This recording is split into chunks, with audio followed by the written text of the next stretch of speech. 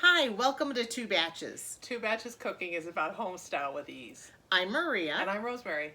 Welcome in. Let's go inside and get started. Amen, sister. Amen. Woo! We've got two great recipes for you today. I'm going to cook a West African stew, or what's called a mafe. It's a great dish for the cold weather, and it's just such a flavorful taste of West Africa, and it's very easy to make, and I look forward to you trying it. Okay, and I'm going to show you how to make a quick dessert, homemade bread pudding, just using some leftover bread that you have in your pantry, some eggs, sugar, milk, and you'll have a wonderful dessert for your family. So let's get to it. Hi everybody, we're going to do an easy mafe today. And so welcome to West Africa. I'm going to call this a West African stew. The real name of it is mafe, and this is kind of a little bit of a fake mafe, a recipe that is easy to do. A real mafe takes many, many, many hours, and so this is a quick take on it, even though we will cook the stew for a couple hours. And so I'm going to start this, and hopefully you'll love this. This is a great recipe. So let's start over at the stove. The heat to, I would say, medium.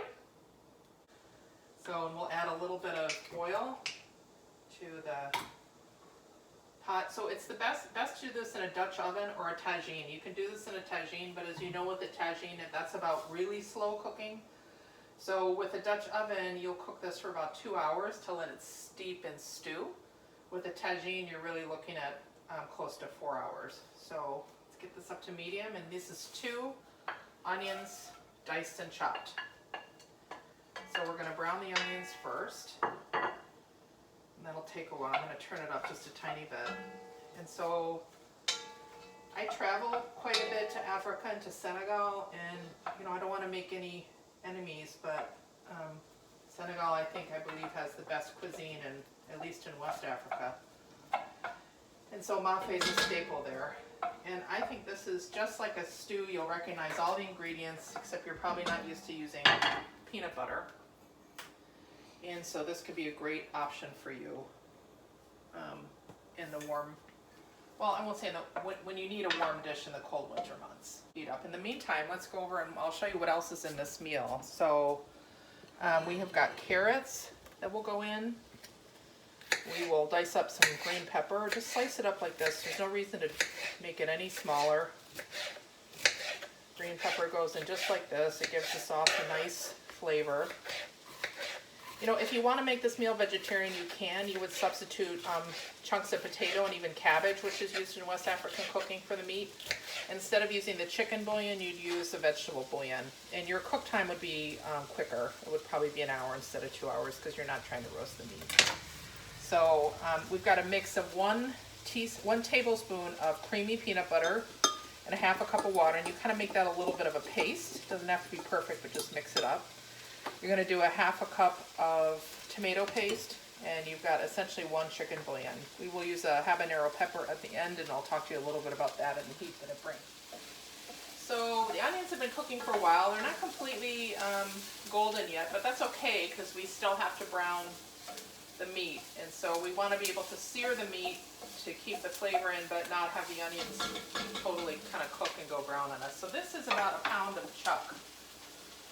And it's better to use a less expensive cut of meat for stew because the longer you have an expensive cut of meat kind of cooking, the tougher it gets. So you want to get an inexpensive cut of meat. And so I'm just going to put it right in. And the idea is that we're going to turn this up a little bit to high. We want to be careful so we don't burn the onions. But we'd like to let this sit a little bit, and we'd like the meat to sear. So this has been going for about 10 minutes or so, getting a little bit brown, which is great. So this is where it gets really easy. You just add all the rest of the ingredients. So this is the green pepper that I chopped up. And I cooked up these carrots because they're cooking for a long time. Now, if you actually like your ingredients to be super crisp, you can put the vegetables in the last hour cooking. I don't mind them in a stew to be kind of soggy. So these are carrots cut up in like a baton style instead of kind of smaller pieces so they hold up longer, so those go in. I may have said a cup of tomato paste earlier, but that'd be kind of gross. So this is about a half a cup of tomato paste. So I'm just going to finish this tube off with this recipe. And And it's roughly a half a cup of tomato paste, which is what we need for this tube. So the main kind of taste in these are tomato paste with the peanut butter sauce. So again, this is the 1 tablespoon of peanut butter that was mixed in with a half a cup of water. So I'm going to put that in. You'll see everything looks kind of clumpy and looks kind of strange. And it'll be the same with this chicken bouillon cube I'm putting in. Again, if you're vegetarian, use a vegetable cube. And I'm just going to very carefully start mixing this. And it'll start to get the color a little bit that we're going to be expecting when it's completed, which is kind of like a light orange or a dusty rust color.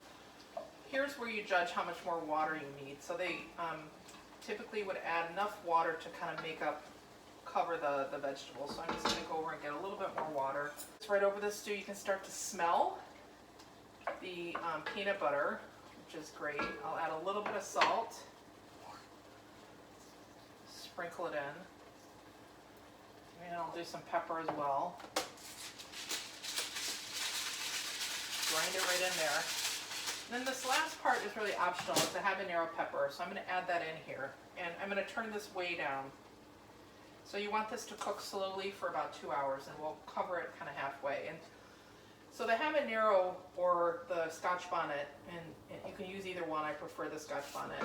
So it's a very strong pepper, but as long as the sauce isn't boiling, it will not break open in your sauce. It'll just give it a nice flavor. And then at the end, you dig it out and you serve it separately on a plate, almost like a condiment. And people who actually like the pepper will touch it. And I would say medium low, and then we just cover it. I like to cover it like that, and then I'm going to set the timer. Okay, great. So while our stew is finishing, we've got a few more minutes as it softens up. The key thing to think about is what will you serve this stew with. So in West Africa, it's most likely going to be rice, but I'm going to do it today with couscous, and we're going to do just a simple instant couscous. It's very, very easy. So if you do this for real like they do in Morocco, you'll be here for days, but we're not in Morocco and we don't have days. So typically in one of these boxes, there's 2 cups worth of couscous, which is a lot. It's more than we'll need for today. So 1 cup, just measure it out, roughly 2 cups. And so where rice is usually 2 to 1, couscous is 1 to 1. So if you have 2 cups of couscous, we're going to put 2 cups of boiled water.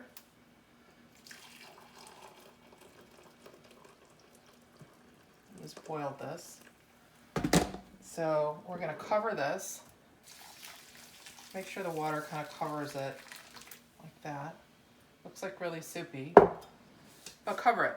We're going to let this sit for 5 minutes, then we'll pick it up on the stove. Great, so this has been sitting just for 5 minutes. No heat on it, no nothing. So it's the water, and as you can see, the couscous has absorbed all the water, almost all the water, and I usually just tease it a little bit like this to see how it's doing. And there's a little bit of moisture left in here, so what I usually do to finish the couscous off is I put it on a low heat, medium to low heat, and I try to dry it out a little bit more.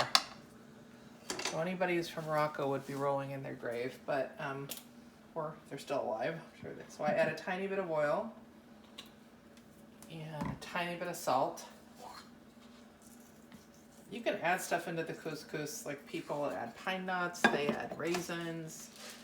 Some people add like parsley, but we're going to keep it pretty simple because we have a sauce going on top of it. So I'll just dry it out a little bit. I've got it on medium heat. And you can see it as it starts to dry. Good. So the couscous is getting drier and it's getting fluffier, and this is the type of result that you want right here. So I would say this is ready to be plated and served, so let's do it. I am going to plate this sucker right now. And this has taken a couple hours all said and done to make, but it's still a pretty simple recipe that we've shared with you today. So off goes that. And let's plate this couscous. These plates are actually from Morocco, so even those recipes from Senegal, Morocco have a lot in common. So I'm just going to dab a little bit of the couscous on here and plate this. So couscous is filling. That's about the amount you need. You can certainly go bigger if you're hungrier. And then really, this is the pièce de résistance. This is the West African stew. So as I mentioned, it's been on the oven stove for 2 hours. Let me get a plate to remove the pepper. So let's take that pepper right out. And we'll keep it separate for people who want to touch it and make their food a little bit hotter. And let's do it. So, here is your West African stew. It is quite creamy and velvety with a nice amount of sauce. So, it's really good. All those vegetables are still holding their shape, although they'll be quite soft when you bite into them. Great, so it's plated, now let's serve it. All right, so we've all have a few pieces of leftover bread, don't know what to do with it. This is a simple dessert, bread pudding. You pretty much use 4, 5, 6 slices of bread. I have some leftover sourdough bread and some leftover country white. So I'm just going to cut these into cubes. This was a recipe that my grandmother and my mother made all the time. It was very common to have a pan of bread pudding on the counter. So I cube these up and I just put them in a buttered 8x8 pan. And I think I'll just add one more slice. I'll add some sourdough because I'm gonna mix up a mixture of egg and milk, so that makes the custard. The bread will soak up the liquid and it will be a delicious dessert. So to move on to the custard mixture, I'm going to take 3 eggs,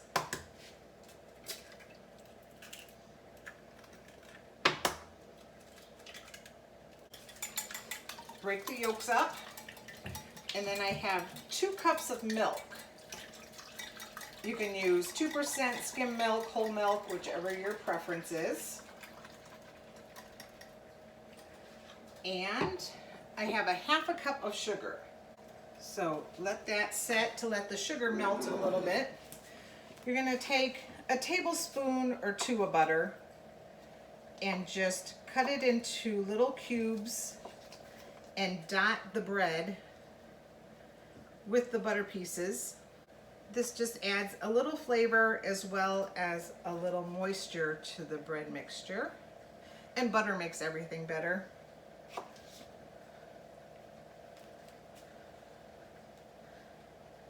So after that, that's it. Stir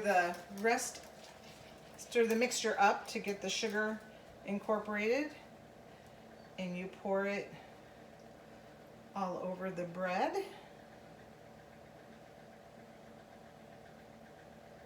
And this is such a simple, quick recipe. You can put it together. It takes a little while to bake, 50 to 60 minutes, but the preparation time is minimal, and then you can have it. You can serve it room temperature, warm, cold. If you want to put ice cream on it, make a vanilla sauce, or just cut slices and pick it up and eat it. So on the top, I sprinkle generously with cinnamon. Now I've got bread pudding. I love bread pudding. New Orleans had all different types of bread pudding with chocolate chips, with white chocolate, but I'm just kind of a traditionalist, so I am going to add some raisins to the top of the pudding because that's how Grandma always used to make it. So I will let this set for about 15 minutes to allow the bread to soak up the custard mixture. And then I will put it in a 375-degree oven for 50 to 60 minutes. The bread pudding has been cooking for about 50 minutes. Oh, it smells wonderful. Ooh.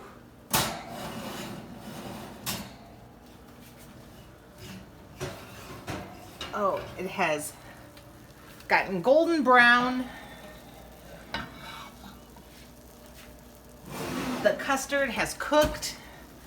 And so now you have to let it set. It will actually shrink down, not be as puffy, and let it set for at least a half an hour. Great, so here we are, plated and ready to eat our West African stew. Looks wonderful. So Smells welcome. great. Let's take a bite. Hopefully the meat will be nice and tender. Let me try that first, because that's the whole point, right? Mmm. Oh, it's delicious. It melts in your mouth. Mmm. So good. I mean, in just under 2 hours, you have such a wholesome, wonderful tasting New take dish. on stew, yeah. And so people would normally, if you want higher pepper content or heat, you touch the pepper like that and you just spread it onto your food. Let me see what that has done. Mm-hmm. A little warm? Yep, a little bit of a bite. That's, So I'll pass. good. I know. Mm. Always go with a rosé. Always. Cheers. Cheers. X. Santé. Roast. So good. Delicious. Delicious. Time for dessert. Amen. So we've taken a trip to Africa with a dish prepared by Rosemary, and we're coming back to the US with a down-home bread pudding recipe.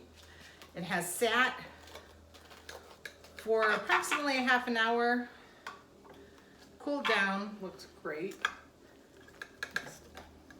Coffee, of course. Okay. Oh my gosh, that looks great. Give you all the pieces. Ooh, Not cheat you on anything. Yummikins, it smells great. So the cinnamon is really kind of emanating off this. Wonderful. Okay. Let's do it. Mm. Oh my God. Mm. This is insane. You know, and it's just some leftover bread. And hamburger buns. If you want to use hamburger buns, you could. I hope you've enjoyed the show. We've enjoyed cooking for you. We're 2 batches, and we'll be back to you with 2 more batches soon.